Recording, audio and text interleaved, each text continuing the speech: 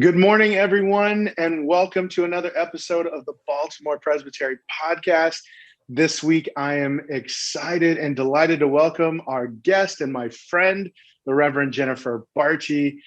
Jennifer, welcome. I'm so glad to see you this morning and to have you here. Friends, for those who haven't had the pleasure of meeting Jennifer, Jennifer is a graduate of Princeton Theological Seminary and has served congregations in Philadelphia, Kansas City, and Groomsport, Northern Ireland. Jennifer is on staff at the Baltimore Presbytery as the Associate for Church and Leadership and provides spiritual guidance and multifaceted support for pastors and churches across our presbytery. Additionally, Jennifer is a certified executive and leadership coach. She is a writer, an artist, and an aerialist. We'll have to talk about that. I'm curious as to how you got into that. Jennifer and her wonderful wife, Lauren, live close to Baltimore with their adorable son, Jonathan, and their dogs, Cinnamon and Vashti. So welcome again, Jennifer. I'm so glad that you are taking some time today to visit with me on this podcast. How are you? How is everything going? And did I do you justice through the introduction? Absolutely. Yeah. And thanks for having me, Jose. Absolutely. I'm doing great. How are you this morning?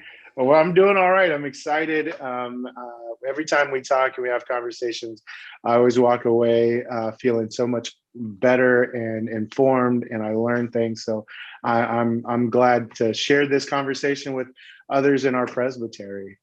So thank you. I feel the same about conversations with you.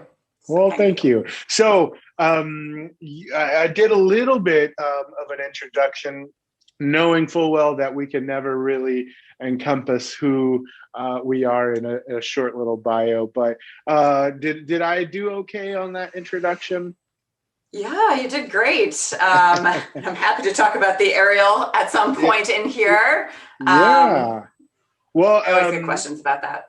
Yeah, tell me about that. How'd you get into aerialism, aerialist artistry? Tell me about that. So actually, this story goes back farther than a lot of people realize. When I was in middle school, my best friend and I went to a circus camp. Nice. Well, it's a performing arts camp, but we were part of the circus program there. Oh, sweet. It was so fun. And I actually chose to do unicycle at that point in my life, but she did the static trapeze. Oh, and wow. We remained friends even through when I was in seminary, and she got a Groupon to do an aerial arts class at a circus school in Philadelphia. So we went, and oh my gosh, it is the most sore I have ever been the next day. Oh, I can imagine. So, oh my gosh. Strangely enough, we at Dickey, when I was serving Dickey Memorial, which is where I was serving just prior to this, nice. One of the folks, one of the women who moved into the neighborhood and started coming to church before she was a doctor, which is why she had moved to Baltimore, she had been an aerial artist, and she had all of her own equipment. And she looked at the beams at Dickey Memorial and said, "This would be perfect. We should start an aerial arts ministry." And Session said yes. Cool. Oh my goodness. That's awesome. And I have been hooked ever since. So. Oh my gosh. Wow, that's so cool. Yeah. Wow. And so, can you tell us a little bit about what that looks like? Because I think I know what aerial artistry looks like. It's both an art form and a type of exercise, right? It can be. I mean, it is definitely, it is an incredibly athletic pursuit. Yeah. So what comes to mind for a lot of folks is Cirque du Soleil. So if you think of the silks that come down from the ceiling in Cirque du Soleil. Oh, sure. Okay. That's one of the major pieces of equipment that we use. Currently in my garage, I have a standing rig, which is pretty short. And, aerialists can go up very high. Oh my goodness. But the setup I have silks, I have a rope, sometimes called a cordless, a hoop, a trapeze, and then the one that a lot of people also recognize from aerial yoga is called a hammock. Oh, okay. Aerial yoga tends to be very, it is some of the yoga poses you'd think of when you're using the hammock as an apparatus for the aerial arts. It tends to be a little bit less slow. Gotcha. I mean, it can still be slow, but there is a lot more of the sort of technical work. Sure. At times. Oh Yep. my goodness. Oh, well, that sounds awesome. And you guys were able to start a ministry doing that, huh? Oh, Yep. That's brilliant. Oh, that's so And cool. now my co-conspirator and I are trying to figure out how to continue that ministry now that I am no longer at Dickey. So we're slowly figuring that one out. Oh, that'd be awesome if you guys can figure that one out to keep that going. That'd be so cool. I know so too. Yeah. I think there'd be quite a number of people interested in finding out more about that. So that's awesome. So you go ahead. It is very one of the things we talk about in that as a ministry is thinking about the way that we relate to our bodies, especially given that Jesus took on our flesh. Absolutely. And in modern American society, we spend so much time denigrating our bodies and talking about being at war with our bodies. And, there's this duality. And especially as a woman who is frequently told, you're not the ideal weight, you're not the ideal shape. One of the challenges of aerial is that to be safe, you have to wear leggings and a leotard or a tight fitting shirt. For many of us who are not like by nature, skinny, athletic looking, no matter how in shape we are, there's a lot of shame attached to that. And so we talk a lot about vulnerability and how we embrace the things that our bodies can do. Absolutely. If anyone ever tells me they don't have the arm strength for aerial, that's a challenge. Because you don't do aerial because you have arm strength. You do aerial to get arm strength, right? Absolutely.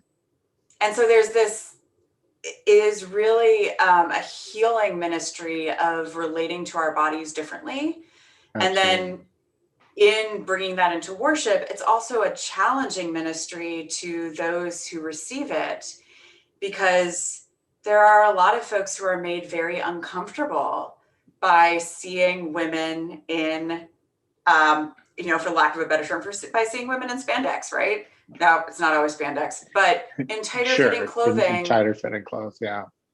Especially when those bodies don't conform to what we consider to be beautiful. Yeah. So it's an interesting way to talk about embodiment. Yeah. Absolutely. And this is one of the things I appreciate most about you.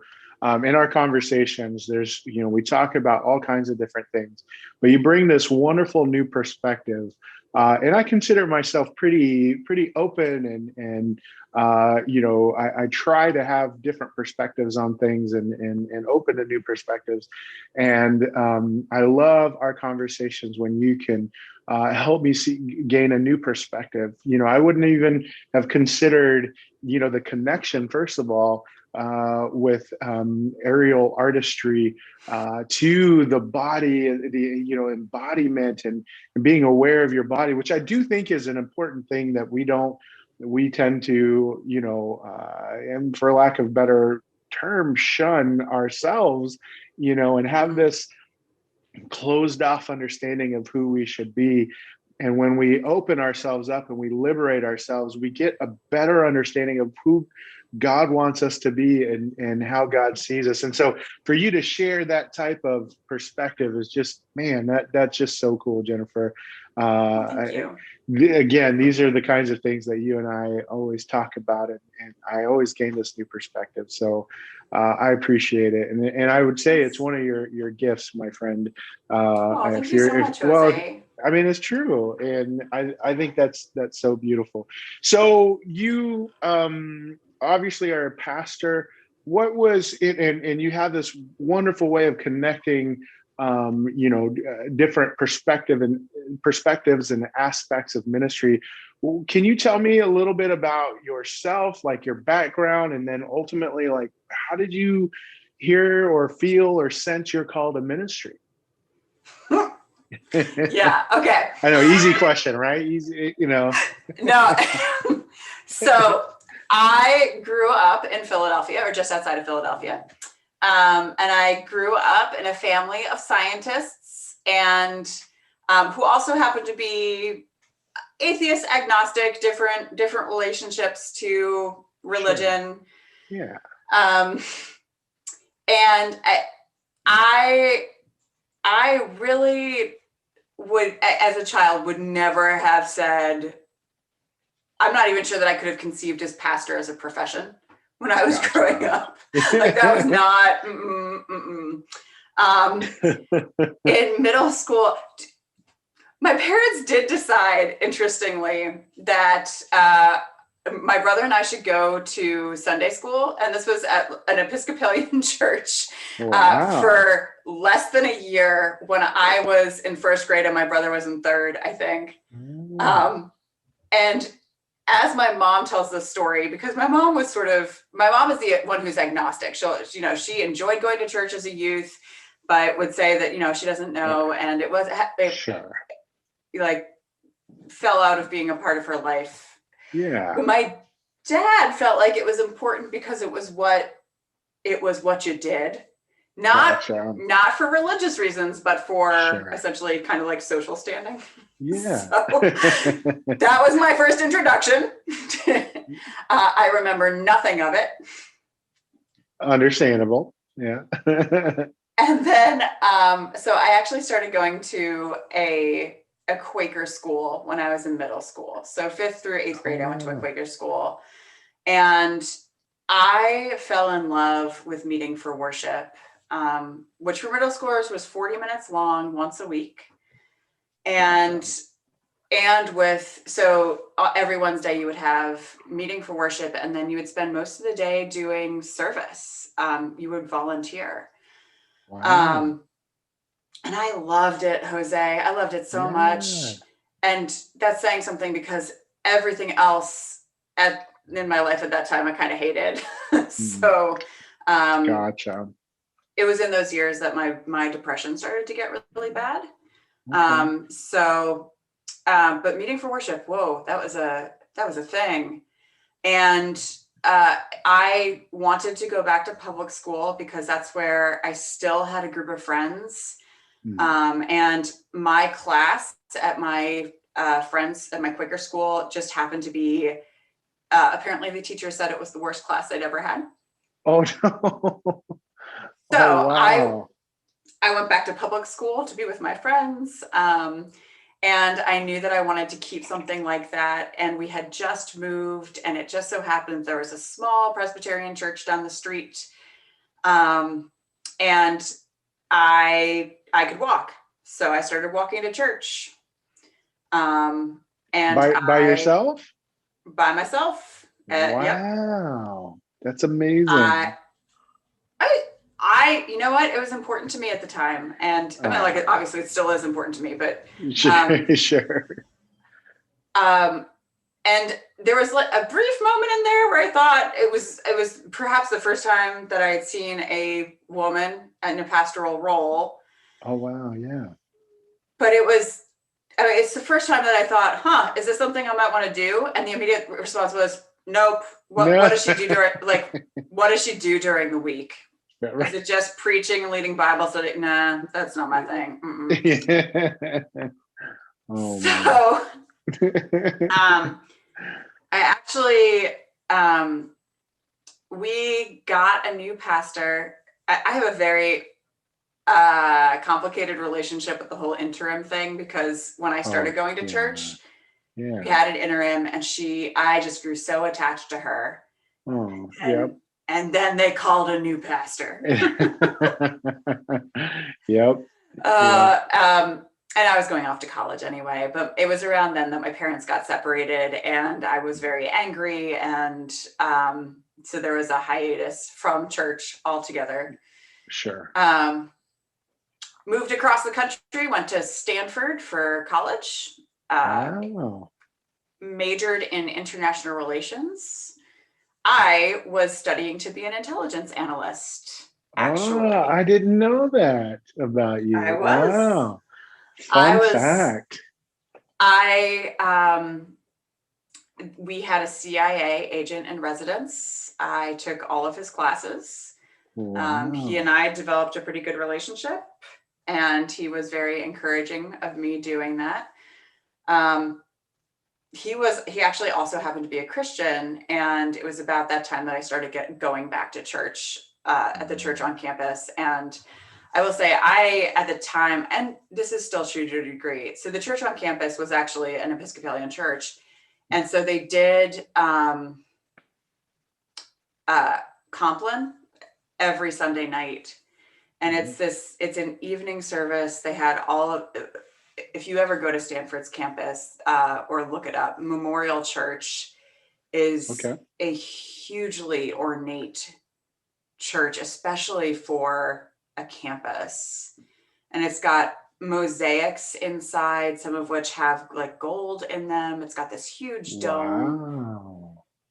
And during the Compline service, they dimmed all the lights so that it was nearly black, except for the candles at the front of the chancel. Nice. And the candles the light would sort of glimmer off some of the gold in the mosaics. And then they had rotating quartets come in to sing the service. And they would be, so you would be sitting, and they would be in the back behind you, but up in the balcony. And it was just this, oh my gosh, it was such a meditative experience. Anyway, but that's cool. Like I said, training to be an intelligence analyst. That's incredible.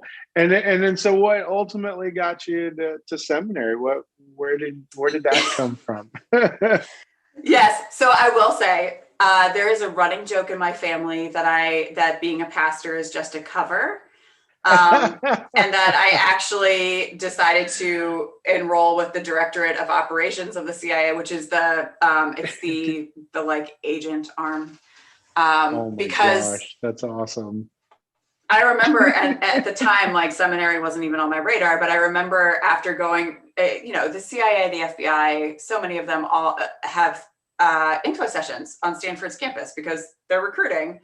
Sure. And so I went to the one for the CIA, and I remember telling my parents afterwards, or my mom, because again, my parents are divorced. We're divorced at this point, but I was telling my mom, they tell you if you are interested in the Directorate of Operations, that now is the time that you should start telling your family that you've changed your mind.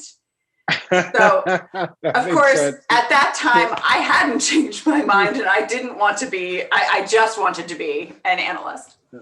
Well, oh, wow. After I graduated, things had changed. So Stanford has a quarter system, and so we graduate later than most universities. And I waited until I graduated to go through their application process. And by that time, they had filled all their entry-level analyst positions. But the very nice recruiter called me and said, "We were really impressed by your scores and your entrance exam. We would really like for you to reapply next year." I said, "Wow, okay, sure." But in the interim, I decided that I wanted to get a PhD, which I have questions about that in retrospect, but okay. And so and part of the reason for that was because of my major. part of the international relations major at Stanford is you have to study abroad for a semester. Oh, And yeah. so my last quarter, which was actually a quarter early than I graduated, so I finished my degree before the last quarter. Gotcha. Yeah. So the winter term, the winter quarter at Stanford, I actually spent of my last year in Oxford. And wow. Part of the Oxford program is, the hallmark is the tutorial system, which is where the student meets with a professor one-on-one. It is a Socratic method of teaching, and you write a 10-page paper every week on a specific subject. So small research paper every week. And I had been dreading it going in, but I was paired. So I said that part of what I wanted to study was potentially something in the sort of Christian, because remember, I'd gone back to church by this point. Oh, yeah. Yeah. I was interested in the Apocrypha, and they didn't have anyone who specialized in the Apocrypha, but they paired me with a tutor who had been an Anglican monk. And he left his order because he wanted to get married. He fell in love, wanted to get married. Oh, wow. And he and I studied the rise of Christian monasticism from zero on. And I loved that more than I had loved any single course that I had taken throughout my entire college career. Oh, wow. And so it caused this real internal shift for me. And the way that I thought that I could resolve and sort of that shift was also a bit of tension. And so the way I thought I could resolve that was by getting a PhD that investigated how religion and conflict are related. So my focus in international relations was how conflicts start and how they end.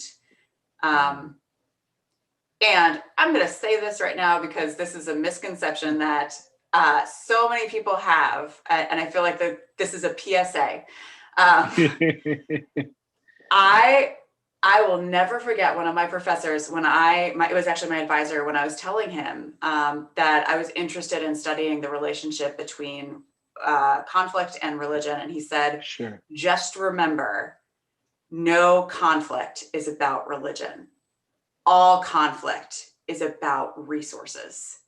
Yeah. And so, yeah. Oh my PSA. God. Yeah, PSA, absolutely. Right? Yep. When we talk about religious conflict, or when we talk about any conflict, we may divide it based on we may group ourselves based on things like religion or race or ethnicity.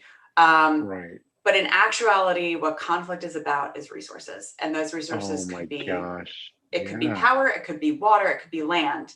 Yep. But it's about resource. So that's my PSA. Wow. End of story. Oh my goodness. Jennifer, you and I haven't touched on that subject yet. That is so amazing. And we'll have to reconnect sometime and talk more about that. Because there's a whole lot of truth in that one. And if you think about how that translates to social injustice and race relations and gender dynamics and all kinds of things where conflict arises. So, wow. Yeah. Awesome. So keep going. Tell me more. I didn't mean to sidetrack us. No, well, I sidetracked us, but I will say, so I wound up having a conversation with my advisor later when I was in pastoral ministry, because we were dealing with some significant, it was some significant gang activity right up the street from us. Wow. And I wanted to understand it better. And I had a conversation with him, and he said, a lot of the things that we talk about at the broad, international level or intranational level are applicable in smaller conflicts as well. And so it's sort of extrapolating that to even the interchurch or intra-church level. Yep, absolutely. Conflict, when we think about conflict in churches. There is the joke about, we're fighting over the color of the carpet. Okay, but no, we're not. Like, that's not really what we're fighting about. Nope. Often those fights are about resources as well. Yeah. Absolutely. So anyway, oh that is gosh. total side note, but we'll have to get into that sometime. And I've said this to a couple of folks that I've had on the podcast because I enjoy our conversations. Maybe hopefully this will be an invitation, a segue, potentially, hopefully, for another conversation down the road for us to kind of explore that topic a little bit. Wow. So eventually you got to seminary, right? Oh yeah. So I applied for PhD programs. Long story short, I did not get into them. And as someone who graduated from Stanford with distinction, which means that I graduated in the top 10% of my classes at Stanford. Dang, that's awesome. That was a new experience. Yeah. Sure. And was difficult. So academics is very highly prized in my family. And I sat down with my dad, who is the atheist. Like, my dad is the kind of anti-religion. And I was crying, and I didn't understand. Like, I'm a good writer. I had great grades. What? And my dad said, and my dad is in academics. And my dad said, Jennifer, the reason you didn't get in is because you don't love this subject. You're not passionate about it. And it came through. And so he actually spent some time with me talking about what I was passionate about. And God bless him, this is a Holy Spirit moment, right? It had to be. Because my dad said, well, why don't you think about going into ministry? Whoa, right? How cool. And I think he has regretted saying that ever since. But that is the story. I did an internship in youth ministry. I assumed I was going to hate it because I hated being a youth. Turned out that everything that I hated about being a youth was what was the experience that allowed me to connect with youth, because they hated it too. Totally. And I had never loved a job more in my life. So. Oh, that's awesome. Yeah, that's incredible. Wow. And I didn't know that about you either, that you started off in youth ministry, or had some experience with that as well. I did too, so I hear you on that. Yeah, that's right. I did know that about you. Yeah. So you graduated from seminary, and you've had experiences serving churches, congregations in Philadelphia, Kansas City, and Northern Ireland. Can you tell us a little bit about some of that? Yeah, and some of that was actually non-ordained. So gotcha. Sure. Philadelphia was actually in seminary. It's actually I got away with doing my field ed at my home church because technically I wasn't still a member there, and they had a different pastor, but that was the pastor who actually encouraged me to go to seminary without knowing me. He said, I've heard so many things about, like, I went to talk to him about it, and he said, I've heard so many things about you from people who have known you when you were a teen that, that seems like a legit call. That's awesome. So I worked with him and did really throughout seminary. Kansas City, it was Village Presbyterian Church, which is a giant church, 4,000 members. Wow. Gladwin on the totally opposite end, worships about 40. At Village, that was where I did my internship in youth ministry, and then came back as the interim director for youth ministry after I graduated. I see. Okay. Yeah. But Groomsport was perhaps, I loved Groomsport. I spent a year as the assistant minister in between my midler and senior years of seminary. It's part of the reason I went to Princeton, actually, is because they had these overseas partnerships. And I knew that I wanted to go back overseas. And so I served as their assistant minister. I functioned essentially. The only things I didn't do was communion. They didn't have any baptisms that year. I don't think there were any weddings, but I did everything else. And I did full coverage for Roger, who was my supervisor, when he was on vacation. So he takes a month of vacation, or he did. Wow. He's retired now, but so I covered for him for a full month, with the exception of communion. No, actually, that's not even true, because they only do communion 4 times a year. Oh, wow. So I didn't even have to worry about it. Yeah. That's and cool. Then I came here and served Dickey Memorial. Oh, wow. Wow. You've had quite an interesting journey pathway to ministry, I'd say. It has been, strange. Yep. Well, I mean, in all honesty, what pathway is straightforward to ministry? I mean, we all have I always say my path was somewhat circuitous. So, it just kind of meandered and kind of came back around. So. Let's say someday one of us needs to interview you, because I want to hear that story. So. Oh, well, maybe we can work on that one day. But I think we have I appreciate to, that. I do Jennifer, go ahead. On the circuitous note, I met with my coach the other day, just yesterday, and plug for coaching. Best thing ever. I love having a coach. So absolutely. So we connect on another level there too, because you've helped us. Some of us in the Presbytery go through coaching training. I just finished the beginning portion of training, the sort of the maybe not clinical but classroom work of it, right? The educational aspect, and I'm really grateful to you and to our Presbytery for bringing coaching into our culture. And it's something that we're working on to become more prevalent in our culture, to have coaching as part of a common practice that we share amongst ourselves. Real quick, tell me a little bit about coaching, so that for those who are kind of tuning in and watching this podcast and have never heard of coaching, and in this context, tell us a little bit about that.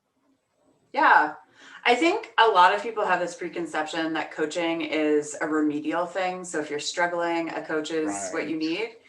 And actually, as a coach, or even punitive, right? Yep, even punitive. Yeah.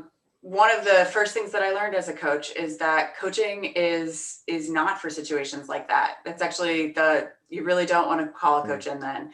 Coaching is to help excellent leaders be even more excellent. It's to help folks who are already doing well be even better, and meet the goals that they want to meet. What I have found really frequently, even as a coach, and this is why I say even as a coach, I love having a coach. And I think every coach I know still has a coach. Oh, yeah. Yeah. And the reason is,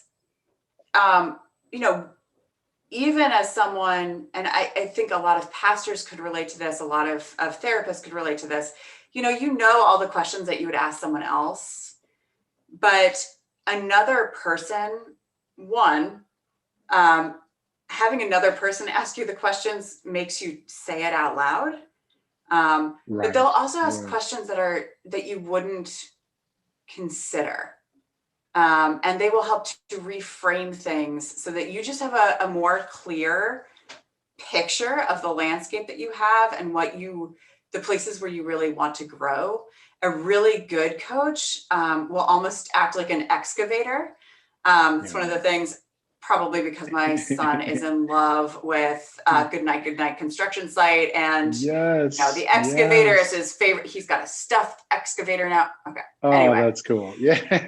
but like an excavator. So let's say, like yesterday, I'll share a little bit about the coaching session I had. Right, sure. I came in and the sort of presenting the thing that I said that I wanted to work on was building my coaching clientele base, because there are ways in which doing that would actually help me to then have more time down the line to write the novel that I am writing and don't have time for right now.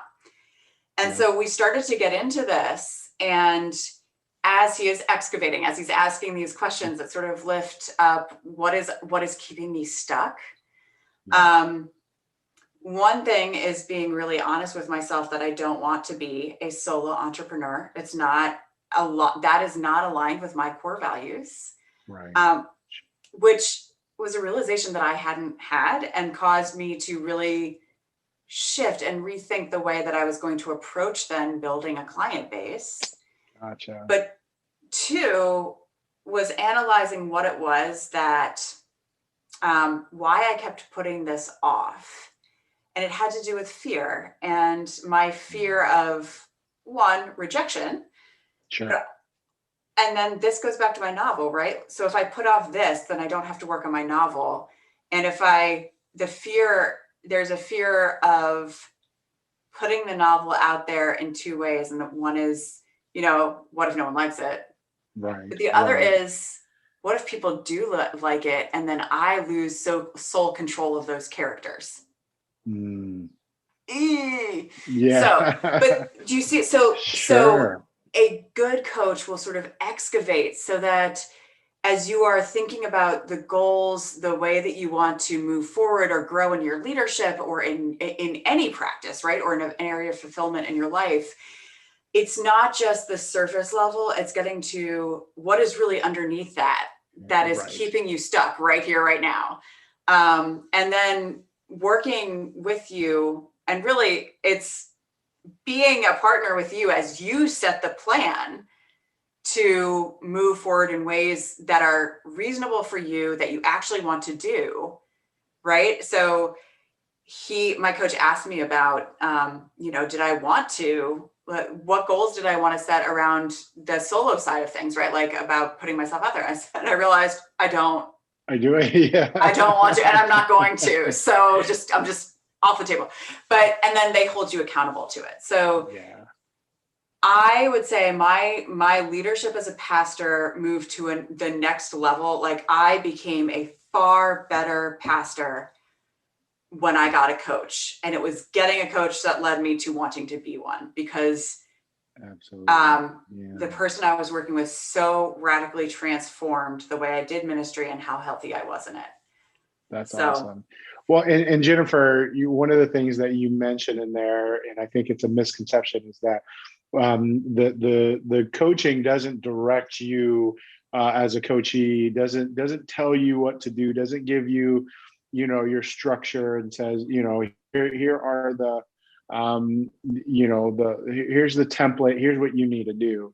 Rather, and you mentioned this, that the coach helps kind of pull it out, and that's the excavating part. Pulls it out of you. You get to determine what, how to talk about it, what issues you want to work with. And that's so liberating in many ways to be able to recognize that within yourself, and then work on that. And that to me is one of the cool things. And the key word in that, I think, in my opinion, as you mentioned, is work with. Right? We often think of someone who you have to work with as being sort of over you or authoritarian, or the coach is supposed to work with, and similar in many ways to the pastoral relationship, but even more concentrated in working with someone to help them kind of determine what's internal. So I've appreciated that, and I appreciate you mentioning that and sort of shedding light on that dynamic. And that's something, again, that the Presbytery is working on. We're hoping we've offered that training to a couple of us have worked on that, and then we're continuing to build on that. Is that right? Yeah. So I can say, I can list off the coaches who I know we have in the Presbytery. Now I'm going to say right now, not all of these people are necessarily like have the bandwidth to take on more folks. Right. But I just so everyone knows, so trained coaches in our presbytery include me and Jose, Becca Crate, who is the pastor of Springfield, Kate and McKenna at the center. Jackie is a certified coach, but she coaches mostly for 1001 New Worshiping Communities. Right. Bill Daniel, the chair of COM right now, is a coach. Tim Stern is a coach. Mary Kay Canahan is a coach. Debbie and John Schmidt are both coaches. And Shannon Weston, who some folks, so her, that is her new married name. Some folks may remember her or know her better as Shannon Meacham, but she's at Ashland. Sure. Also a coach. Sure. Wow. I'm praying that I didn't forget anyone in that, and I am sorry if I did. But if anyone is interested in learning more about that, they can reach out to you, certainly. And after, at the end of this episode, we'll kind of put some information out there that they can reach out to you or get in contact with you and look at some different resources in terms of training. And I'll just say that from my end, I just finished training. I haven't gone through the certification process and all that kind of stuff. I went through the learning, how to become a coach kind of thing. So I'm you're still a trained coach. Like that's the thing. Like yes, you've gone through the 60. You are still a trained coach, Jose. True. Don't let any folks out there. Don't let him tell you otherwise. He is still a trained coach. I appreciate that. Well, yeah, and again, I've in starting, I started working with a couple of coaches at different times, and ever since then, it's been a wonderful resource and something that I think is invaluable to us. And as a matter of fact, I kind of wish I would have come across this much sooner in ministry, because I think it would have been helpful coming out of seminary for so many of us who feel the call, but feel like we have no idea what to do next and how things, we just are going out and trying to do the best that we can and feel like we're kind of spinning our wheels a little bit. A coach would have been wonderful to help walk with us, as we've said, in that process. So yeah, definitely a plug for coaching and the culture shift that we're trying to embrace it a little bit more in our presbytery, as we have, I think, and we'll continue to do so. So thank you for sharing that with us. Yep, my pleasure. Jennifer, I know that we could sit here and talk for hours, and we could. We could. I would love that. As you and I were kind of preparing for this, I mentioned, well, maybe we can, talk again sometime soon and kind of focus on some different things. Certainly the conflict conversation around conflict and the genesis of that and how it applies to churches and just about everything else, right? Relationships even. And yep. We can do that. One of the reasons I wanted to talk with you is to talk about the area of mental health awareness. And I don't know that we'll have too much time to unpack it today. We're getting close to a stopping point, but I was wondering if we could just kind of touch on that a little bit and maybe kind of give a little introduction to mental health awareness and what your experience with it, how you're, and correct me if I'm wrong, you're an advocate for mental health awareness and an educator who helps many of us learn more about that conversation and how prevalent it is amongst society and amongst all of us, right? As to we all sort of deal with mental health issues to some degree or another, it seems like. So is there something that you can, kind of introduce us to in regards to mental health and your work with it and how you deal with it? Yeah. So I have been living with mental illness for as long as I can remember. I experienced a really significant trauma when I was 6 years old, and was in a context that so that meant that a single trauma became a sustained trauma, and that it was like it wasn't well contained. And so especially trauma at a very early age can have a lifelong effect on the way that your brain functions. Sure. Now there, of course, there are other circumstances. So there's biological, genetic circumstances that have led me to live with the mental illness I live with. And for much of my life, I would say it was really not controlled. It was not well controlled, even though I have been in therapy since, I should say, since I was, a teenager. Sure. I think that there was this, in my family, we had this mistaken idea that my mental health, my mental illness really started when I hit puberty. And as I have done more work around it, it's really clear that that's not true. It started much earlier. But one of the things that I remember hearing all of the time, and this is before the Affordable Care Act, growing up was from, and my parents are both doctors who worked with insurance a lot, right? Just because they were providers. My parents telling me time and time again, you can't talk about your mental health outside of this household. You can't talk about the fact that you've tried to commit suicide outside of this household. And the reason they gave it wasn't an image thing. It wasn't a shame thing. It was you run the risk of not getting insurance later in your life. So depression is a pre-existing condition that, especially because of the cost of care, can lead to essentially like not being able to get insurance prior to the Affordable Care Act. Yeah. So I grew up with this intrinsic, I didn't understand that at the time, right? Even though they said that, what it said to me was, as kids internalize things, right?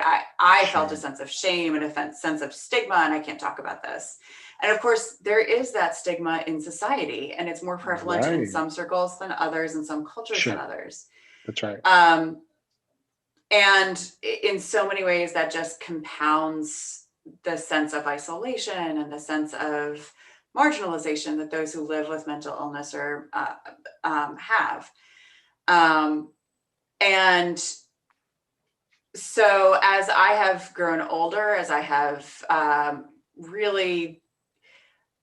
had to be hospitalized for anorexia when I started my internship and when I was really getting serious about being in ministry. It was sort of the moment where I had to say, I either need to figure some of this out and be serious and be healthy, or I need to not go into this profession. And it was when I was doing my inpatient recovery for my anorexia, which, funny story, people look at me and they're like, oh, you couldn't have been anorexic. Right.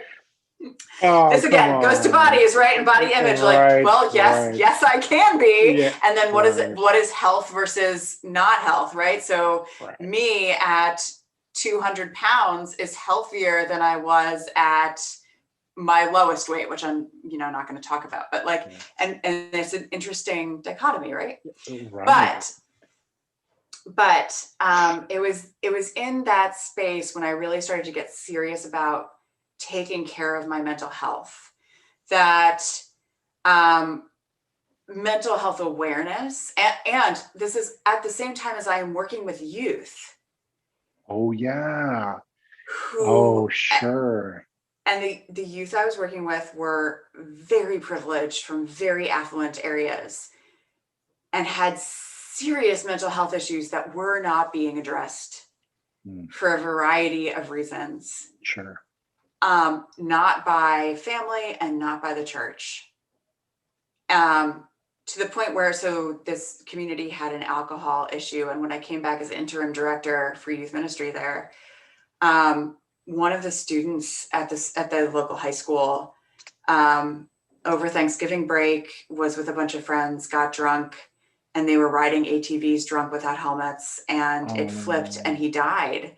Oh no. And some of the seniors who were in his class from that school, who were part of my youth group, said, well, maybe the adults will finally take this problem seriously. Oh, wow. So, and like, that was such an indictment both on parents, but also on the church. Yeah. And so for me, and then I started working in the context of Baltimore City schools. We were doing an after school program at Dickey Memorial. And I'm watching these behaviors that I recognize because I had experienced them too. And still, because of when I experienced my trauma, I still have trouble if I get escalated. So like if something really triggers that trauma response, which will sometimes come out as anger, right? Because fear often goes to anger. Yeah. It can be hard for me to ratchet down, but I'm an adult. I have so many skills to help me do that. I have ways, and I'm watching these kids and I recognize the behavior. You see it. And yet, you come to find out like some of the things that they've seen. So like I had a student who had witnessed a murder of her uncle. Like, oh what? My goodness. And the way that adults in their lives, not parents, but like some of our church members, some of our, like before they were educated, right? Sure. Before we went through, so we as a team went through trauma training because of this. Oh, wow. The way that they related to these students was to essentially treat them as if they were bad, not traumatized. And so for me, mental health awareness is in so many ways, it is about justice. And a huge piece of what I believe about the community of faith, about church, is that the primary way that we experience God's love is through the love of the body of Christ. It is through the love of community. And the only way that we can truly feel that we are loved and accepted by community is to be able to bring our full selves into that community. And so as a pastor, as a youth leader, a huge piece of my ministry is vulnerability. It is the intentional and careful sharing of my story. As a leader, and I do say intentional and careful, right? Because Sure. There is an art to this so that it doesn't become about you. It is done for the purpose of giving permission to everyone and really creating that safety. But it also requires education, right? So there's a certain amount of vulnerability that I will take on before I would ever ask anyone else to, because I want people to be able to ask me questions about mental health or mental illness to start reducing some of that stigma. Because just like any other kind of bias, now granted, you can't see mental illness necessarily. On me, you can, because if you look at my arms, I won't like show them, but folks may have noticed that I have scars on my arms, and they are pretty noticeable. Kids notice them all the time, like 100% youth notice them. But generally speaking, people don't notice, and so that it's not necessarily that kind of judgment just by seeing. Right. But when you share something like that, or you're exhibiting specific behavior, there are preconceptions that come with it. There is bias, there's stereotyping. And for me, the education piece, the breaking down of some of those stereotypes, the working with folks to be able to understand the fullness of the picture of mental illness, so that they relate to folks with mental illness differently and can be a safe community for them. I think of the story of Jesus with the Gerasene demoniac, right? Like, this is a story that has really resonated with me. A lot of folks talk about it, likely someone who is schizophrenic, right? But as a young person who engaged in self-harm, the story resonated with me because he engages in acts of self-harm.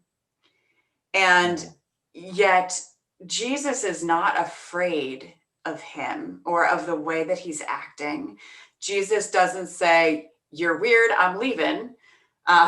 Jesus is like, "Let me be present with you in this moment, and let's actually heal that thing that has led to this," because there's always, like, that's whether it is biological or circumstance or both, there's a thing, right?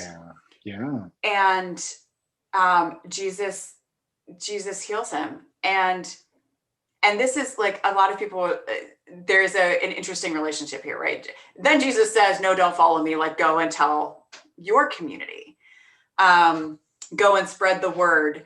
And what I appreciate about that is there's a way in which Jesus is lifting up and honoring the agency of someone who didn't have agency before.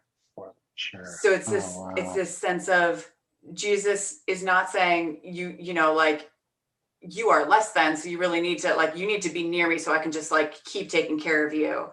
It's you are a full human being. You are always a full human being. And and you don't need me in that, like, to be right next to you to do this work. So I deeply want church, the community of church, to be the body of Christ for folks the way that Christ was, the body was there for the Gerasene demoniac. Now, obviously, it's not going to be a healing quite like that. I mean, it's certainly not that simple. And I will say, this is one of those, I will never be cured of my mental illness. There is healing that is not being cured, and to be healed, for me personally, and this is not true of everyone, so, like, this from my personal experience, I don't see for myself being cured of my mental illness as the ultimate goal of what I want. I want to live in this space of healing, and I want to live in the space of being a community of healing for others.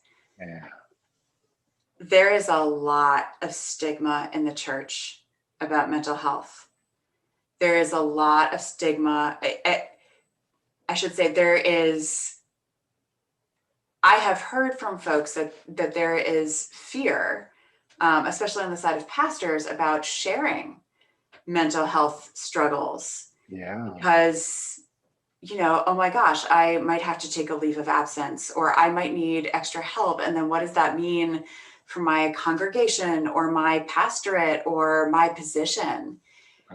And for me, that seems the antithesis of the gospel.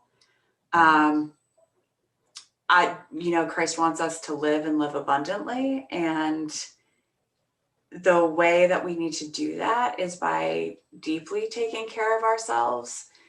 And if our pastors don't feel like they can be honest or really, that they would be supported either by their congregation or their presbytery in admitting that they need some extra mental health care, like that's a like red flag for me of we're not doing it right. We don't know. We're not doing it right. So especially within the context of church and especially within the context of our presbytery and our churches. Raising awareness, being honest, myself, and doing everything I can to make it to create that culture and that kind of community that is a healing community for others. Absolutely. And I'll say this: anyone who hears this who wants to ask me questions about my experience of mental illness, please do. And if you have other questions about mental health, I have places I can point you if I am not the person to answer your question. But absolutely, that's great. And if you need someone to listen to you, or just need to commiserate, reach out, whether it's to me or someone else. There are folks in this presbytery who are experiencing something similar. Absolutely.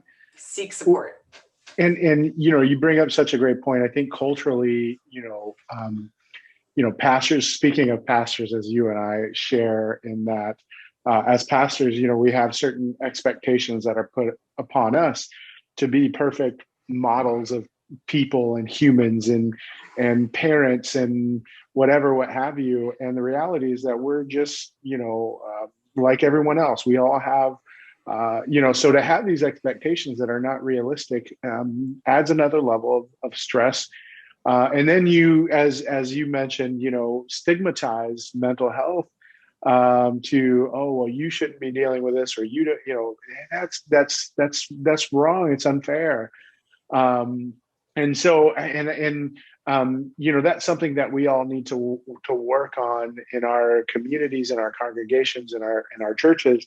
And then I love how, you sharing, the scripture of the Gerasene demoniac. I mean, even to hear it from the perspective of mental health, we've talked about this before, but prior to us talking about it, you explaining that to me, I've never heard it from that perspective before. And I think that's a common, way, we think of it more, and I'm from Texas, and, we hear more of a spiritual warfare kind of thing, rather than, well, wait a second, have you ever listened to this scripture through a lens of mental health awareness? And so, it's things like that will help us collectively as a group to grow and evolve even. And so, Jennifer, I really appreciate you. Again, we are running out of time here, so I apologize.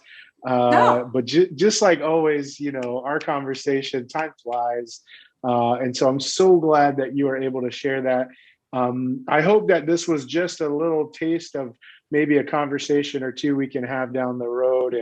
And yes, I would love that. And let's awesome. Interview you too. Well, we'll work on that. That'll be something for another day. But seriously, Jennifer, thank you so much for your time today. I hate to even cut it off, but as you have another appointment, I have another appointment, and our time together has to come to a close for now. But thank you so much for your time and sharing yourself, being vulnerable, as you mentioned. That's another conversation I'd love to have with you as well, because I love, talking about that. I love the work of Brene Brown, who I'm sure you're familiar with. So, anyway, but again, thank you so much, Jennifer, for your time and telling us a little bit about yourself and some of the work that you have done in areas that you work and advocate for and educate us in. I appreciate your time, and I look forward to having another conversation with you down the road. Jennifer, is there anything else that you like to share with us here as we close out for this session? First, I want to say thank you so much for having me on. This was so much fun, Jose. So absolutely, my pleasure. I think we've covered it all, but just one last, if you're interested in coaching, you want to know more, get in touch. And if you have questions about mental health, or even, if you've, if there's ever been a question that you've wanted to ask someone with mental illness and you've been afraid because, it's sort of like an inappropriate question, or it's not PC or whatever, please ask me. I don't care. Like, ask me all the questions. I'll answer honestly. That's great. I want people to know that I am the person living with mental illness that you can ask the awkward questions of. Oh, that's awesome. And that's not just pastors or, church leaders. That's anybody, everybody in all of our circles, not just church, but certainly church, but, outside of church as well. And tell me. We have coaches in the Presbytery who will coach you through the process of finding a mental health care provider if you need one. Yeah. So that's just a plug for, we've done some extra training. It's a little bit different kind of, it's a more directed kind of coaching, but basically it's, if you are overwhelmed by the prospect of finding somebody, because I know I have been, we will coach you through it and hold you accountable to it. Awesome. Well, thank you, Jennifer, once again for your time. At the end of this podcast, I'll throw up some links and hopefully you'll share with us some links and resources that folks can tap into. And if nothing else, a way maybe to reach out to you if they have more questions about mental health awareness and illness and anything else pertaining to our conversation today. Jennifer, my friend, thank you so much for your time today. I'm so glad and so happy and grateful to you for taking some time today to spend with us. It's a joy and a pleasure, and I look forward to visiting with you again sometime soon. Likewise, joy and a pleasure here too. Take care. Thank you so much. Thank you.